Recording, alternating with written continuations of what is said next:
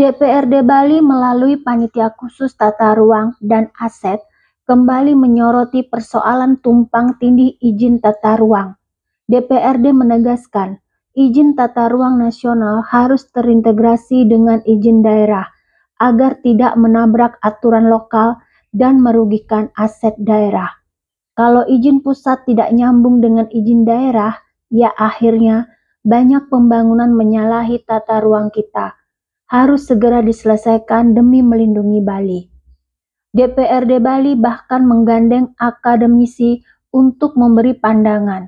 Profesor Dr. Putu Rumawan Salain, Guru Besar Arsitektur Universitas Udayana, menegaskan bahwa bila izin pusat dan daerah tidak berjalan searah, kalau izin nasional dan daerah tidak sinkron, Bali bisa kacau. RT RW Bali punya basis kearifan lokal dan bisa tadi dengar bersama bahwa pasca banjir ini Pansus ya tata ruang, aset dan perizinan ini akan mengaktualisasikan nanti merekomendasikan terkait pasca banjir. Tadi dari Prof. Salain sudah menyampaikan bahwa nanti kita akan perdalam lagi dengan diskusi dengan dinas-dinas terkait ya, dinas-dinas terkait. Kemudian bagaimana nanti ke depan kita merekomendasi juga terkait pengaturan tata ruangnya, terkait aplikasinya, juga mengenai izin-izinnya. Tadi juga sudah salah satu bentuk tadi Prof. Salain akan minta kita pansus ini supaya menghadirkan opini terkait untuk kita mencari solusi. Jangan sampai ke depan ada terjadi lagi banjir seperti ini ya, untuk kepentingan Bali dan masyarakat Bali. Begitu juga aset, begitu juga soal lainnya. Pak, tadi ada yang menarik satu, bencana yang terjadinya bukan karena curah hujan, tapi karena tata ruangnya yang... Iya betul, karena soal urusan curah hujan dari dulu curah hujan itu alam kan sudah tidak dia sekarang hujan curahnya gede yang dulu tidak.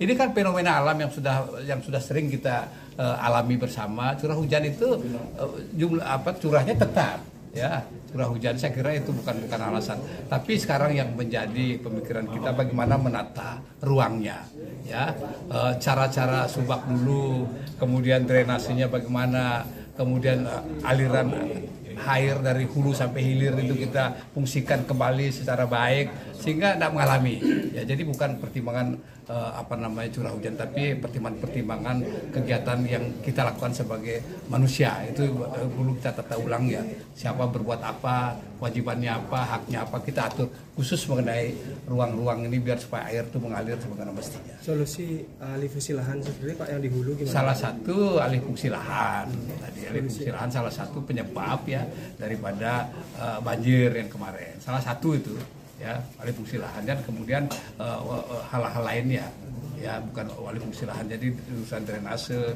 tadi Prof. biasa sudah sampaikan bahwa harus ada normalisasi lagi ya, alur air dari hulu sampai hilir ya seperti itu nanti kira-kira. Berarti alih fungsi lahan itu bukan cuma di Kabupaten Badung Pak. Kemarin Pak Gub menyangkal soalnya untuk di Denpasar katanya belum ada alih fungsi lahan Pak. Itu nanti gimana? Kita cek lapangan alih fungsi lahan di kota-kota yang ada. Kita cek, pansus nanti akan bekerja untuk itu. Tambahannya Prof, untuk antisipasi alih fungsi lahan ini sendiri? Ada solusi tidak dari? Alih fungsi lahan ya. Ini kan tuntutan investasi ya. Kemudian investasi itu membuka lapangan pekerjaan. Jadi banyaklah dampak multipliernya yang bermanfaat bagi masyarakat. Nah, tetapi kan kemudian dia membutuhkan ruang yang lebih luas.